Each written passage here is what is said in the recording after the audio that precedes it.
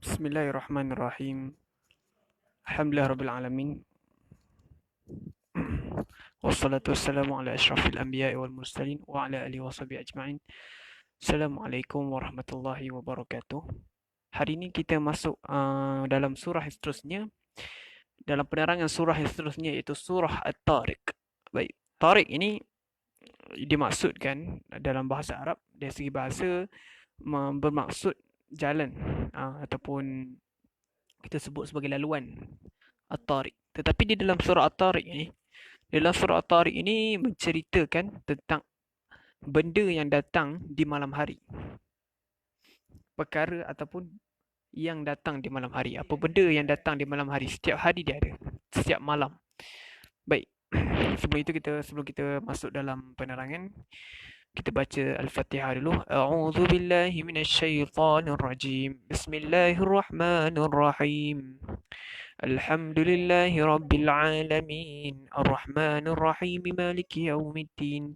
إياك نعبد وإياك نستعين اهدنا الصراط المستقيم صراط الذين أنعمت عليهم غير المغضوب عليهم ولا الضالين.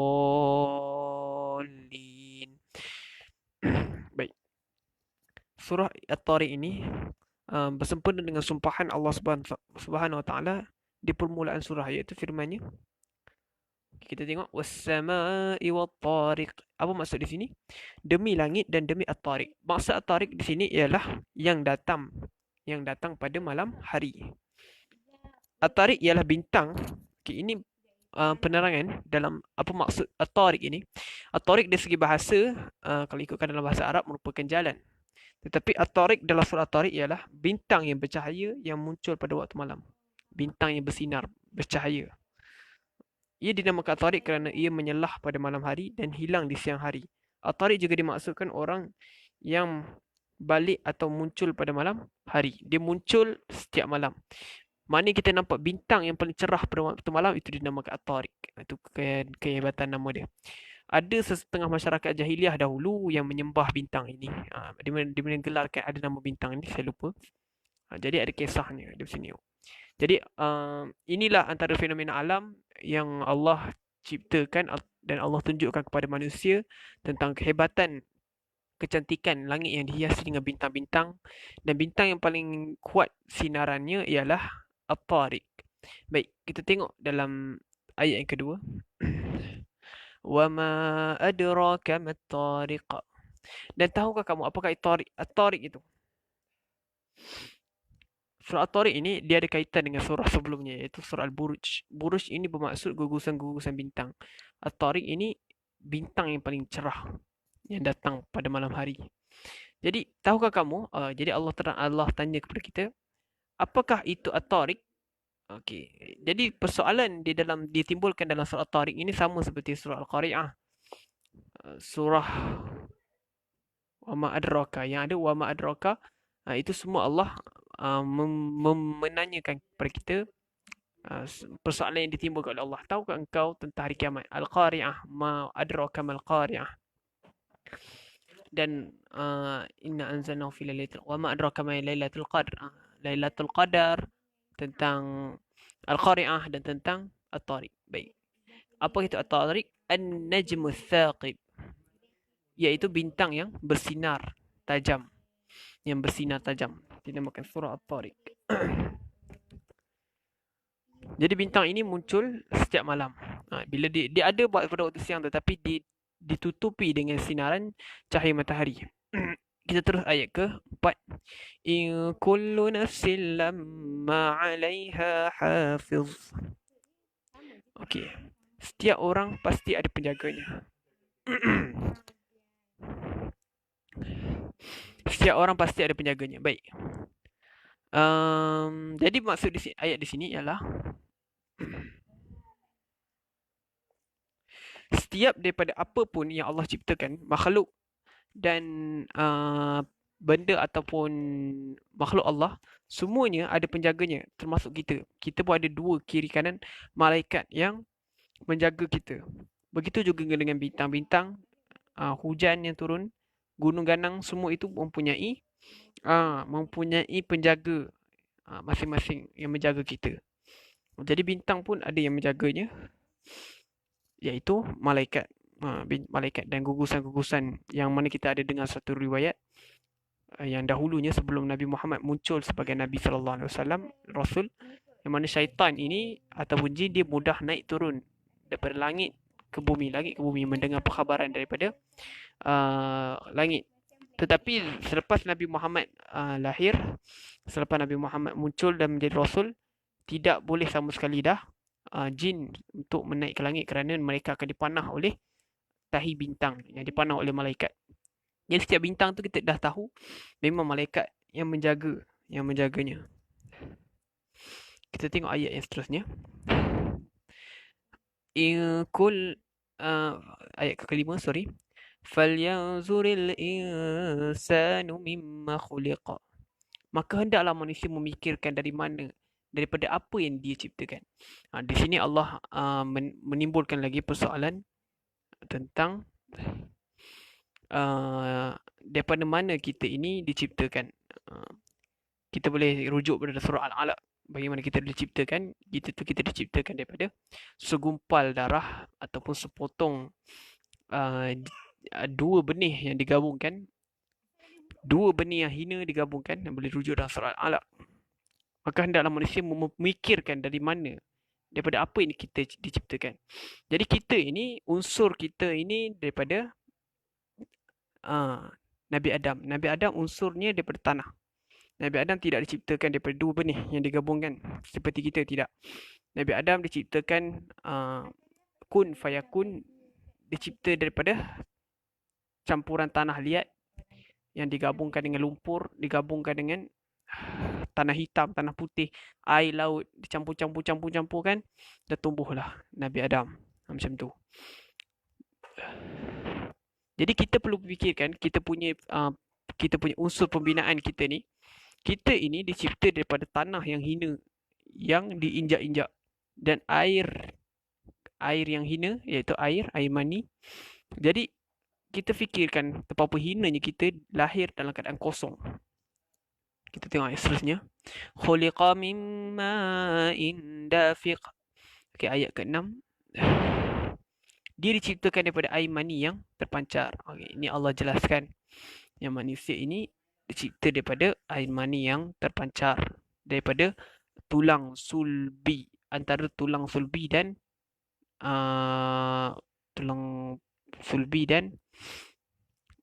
tulang saya tak pasti, tulang sulbi dan kesani tu, itulah munculnya kita pancaran air di situ. Jadi benih manusia muncul di situ. Kita tengok ayat yang ke-7. Yakhruju min bainis sulbi wat taraib. Okey, ayat ke-7 dia terangkan yang keluar daripada antara tulang punggung, sulbi dan tulang dada. Okey, jadi air mani ni dia terpancar daripada dua tulang. Iaitu yang pertama tulang sulbi, tulang belakang ni. Sulbi bukan tulang belakang, tulang yang dekat punggung tu, yang kita rasa tertimbul sikit, itu merupakan tulang sulbi. Dan antara tulang dada, kita pun ada tulang dada. Okey, jadi antara tulang dada dengan tulang sulbi tu terpancarnya air benih manusia. Jadi tulang sulbi ni nama lain dia, tak silap saya, kersani. Dalam siapa yang menuntut silat mungkin dia akan tahulah tentang kersani ini, dan ada ilmu-ilmu untuk mempelajarinya untuk menjadi lebih hebat dan sebagainya. Itu di luar topik. Okey, kita masuk ayat yang seterusnya, 8. Innahu ala raj'ihi laqadir. Sesungguhnya Allah benar-benar berkuasa untuk mengembalikannya hidup setelah mati. Jadi ayat ke-8 menerangkan tentang kuasa Allah untuk hidupkan semula orang yang telah mati. Kita boleh lihat kekuasaan Allah ini pada orang yang tidur, yang mana Allah bangkitkan dia keesokan harinya. Itu antaranya kuasa Allah yang hebat. Tetapi manusia masih ingkar lagi. Sebab cuba bayangkan anda tidak tidur dan tak bangkit-bangkit dah. Jadi ini merupakan kuasa Allah membangkitkan manusia setelah mati. Dan kita boleh lihat dalam peristiwa Ashabul Kahfi. Ashabul Kahfi yang mana 7 pemuda yang ditidurkan Allah selama 309 tahun. Yang mana kalau ikutkan mereka ni, orang dah fikir mereka ni mati dah. Sebab mereka ni tak dijumpai. Jadi itu merupakan kuasa Allah. Bukan sahaja Ashabul Kahfi. Nabi Uzair ini Allah tidurkan atau Allah matikan selama 100 tahun, 1 abad, dan kemudian dihidupkan kembali. Itu antara keajaiban yang Allah tunjukkan. Jadi takkan bukti-bukti Allah tunjuk ni pun kita tak percaya yang bahawa kita akan dibangkitkan di akhirat kelak. Jadi itu yang banyak diingkari oleh ramai manusia. Kita ayat ke-9. Yauma tublas sarair. Pada hari dizahirkan segala rahsia. Kejap ya.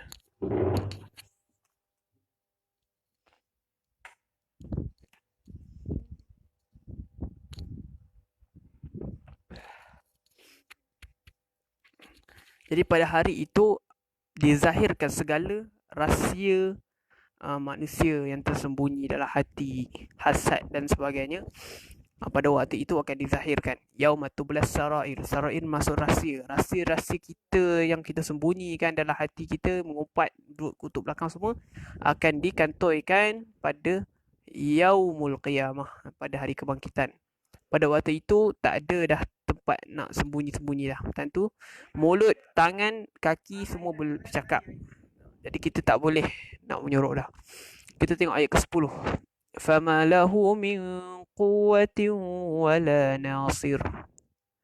Maka manusia tidak lagi mempunyai suatu kekuatan dan tidak pula ada penolong. Jadi pada waktu itu kita tidak boleh tidak ada pun seorang yang akan membantu kita atau memberi syafaat kepada kita untuk melepasi hari pembalasan yang sepatut kita dapat. Jadi sekiranya pembalasan itu yang dihadapkan kepada kita, maka itulah yang kita katakan.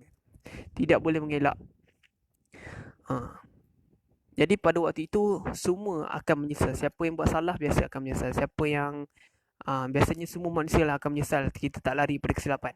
Jadi cara kita nak elak daripada pembalasan yang teruk, kita mesti sentiasa bertaubat. Sentiasa konsisten bertaubat setiap hari, sebab kita memang tak lari berbuat salah. Dan sentiasa meminta maaf kepada manusia, kena menjaga hablum minan nas, sebab itu merupakan banyak orang yang diseksa pada hari kiamat disebabkan tidak menjaga hubungan dengan manusia, hablum minan nas. Jika kita menjaga hubungan Allah, kita memohon ampun saja, Allah dah menerima taubat kita. Tetapi untuk meminta maaf kepada manusia ini memerlukan kemaafan daripada dia. Bukan senang nak minta kemaafan manusia yang penuh ego dan sebagainya. Jadi amat penting kita menjaga hablum minan nas, kerana hablum minallah penting dan hablum minan nas, kerana pada hari akhirat banyak orang yang diseksa, diazab disebabkan tidak menjaga hubungan dengan manusia. Jadi kita tak ada penolong di akhirat kelak. Syafaat tak akan dapat kecuali umat Nabi Muhammad sahaja yang akan diberikan syafaat oleh Nabi sallallahu alaihi wasallam. Kita tengok ayat ke-11. Was-samaa'i dzatil buruj. Sekali lagi, minta maaf. Was-samaa'i dzatir raj'. Demi langit yang mengandungi hujan. Okey, di sini bermaksud ar-raj'. Raj' berarti kembali. Raj' ini berarti rujuk, kembali. Hujan dinamakan ar-raj' dalam ayat ini kerana hujan itu berasal daripada wap yang naik dari bumi ke udara, kemudian turun ke bumi, kemudian kembali ke atas, dan dari atas kembali ke bumi, dan begitulah seterusnya. Jadi hujan ni yang kita nampak dia turun ni dinamakan dalam surah At-Tariq ini ar-raj'. Maksudnya benda yang berulang, kitar semula, benda yang return sentiasa. Jadi itu dinamakan ar-raj'. Was-samaa'i dzatir raj', demi langit yang mengandungi benda yang berpusing-pusing. Ar-raj' ni berputar-putar. Hujan turun, naik, sedut balik matahari, turun ikut gunung jadi sungai, turun ke laut, naik sedut balik bumi di matahari. Jadi itu dinamakan ar-raj'. Kita terus tengok ayat seterusnya. Jadi itu merupakan kuasa Allah yang kita patut kagumi. Wal ardi dzatis sad'. Ayat ke-12. dan bumi yang mempunyai tumbuh-tumbuhan. Dan bumi yang mempunyai tumbuh-tumbuhan. Jadi melalui as-sama idzatir raja, daripada hujan yang berputar ar-raja ni, tumbuhlah tumbuh-tumbuhan dekat bumi ini, berpusing-pusing. Innahu laqaulun fas, ayat ke-13. Sesungguhnya Al-Quran itu benar-benar firman pemisah antara yang hak dan yang batil. Innahu laqaulun fas. Jadi innahu di sini ayat diringkas saja. Innahu, sesungguhnya ia, laqaulun fas. Ia merupakan perkataan laqaulun fas. Perkataan fas, pemisah. Jadi laqaulun di sini ialah kalamullah, perkataan Allah Subhanahu Wa Taala ini, iaitu Al-Quran. Fas maksudnya pemisah kepada kebenaran dan kebatilan, farq.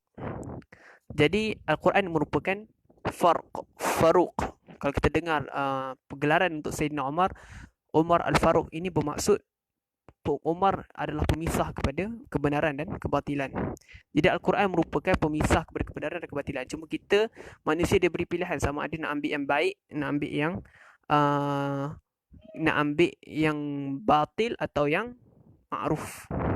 Kita ayat yang ke-14. Wa ma huwa bil hazl. Dan bukanlah Al-Quran itu kata-kata sendagurauan. Jadi orang-orang terdahulu, orang-orang zaman jahiliyah pada zaman Rasulullah dan sebelum itu juga, menggelar Al-Quran ini sebagai asatirul awwalin. Maksudnya apa? Dongeng-dongeng orang terdahulu, ataupun perkara-perkara dongeng atau gurauan. Kerana mereka melihat Al-Quran ini satu benda yang mereka nak kaitkan dengan sihir. Mereka nak kaitkan dengan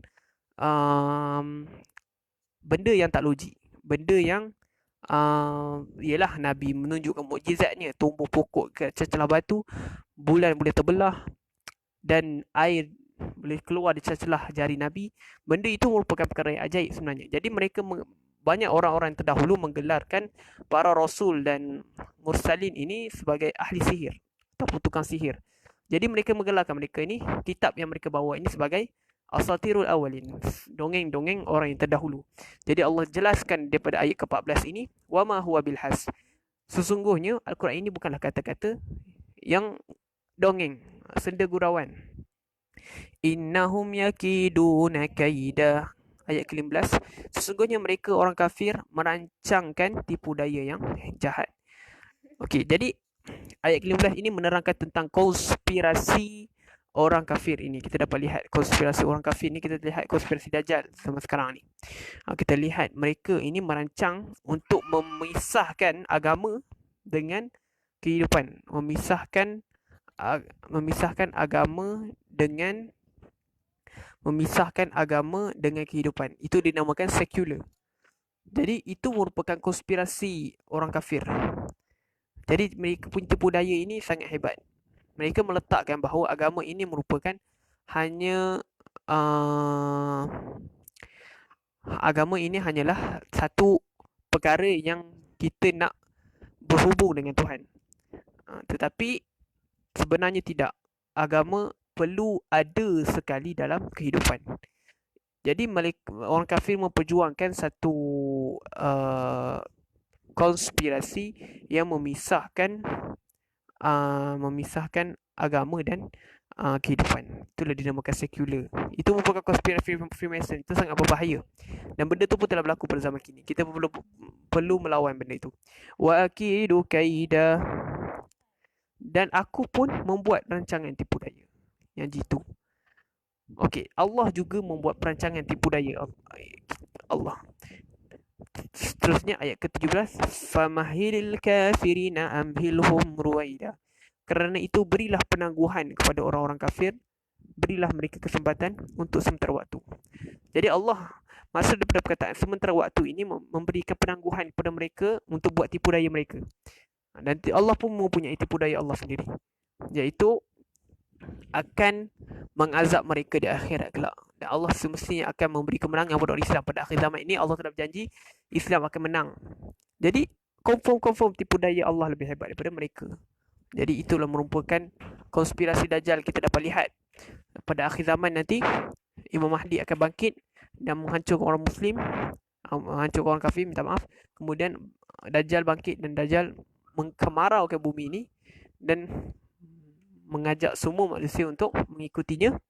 Selepas semua mengikutinya, Allah turunkan Nabi Isa untuk membunuh Dajjal.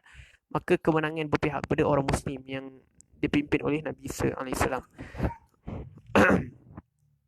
Baik, setakat itu sahaja untuk penerangan surah Tariq. Aqulu qawli hadza wa astaghfirullahal azim li wa lakum. Assalamualaikum warahmatullahi wabarakatuh. Jumpa pada surah Al-Buruj pada hari yang seterusnya, insyaAllah.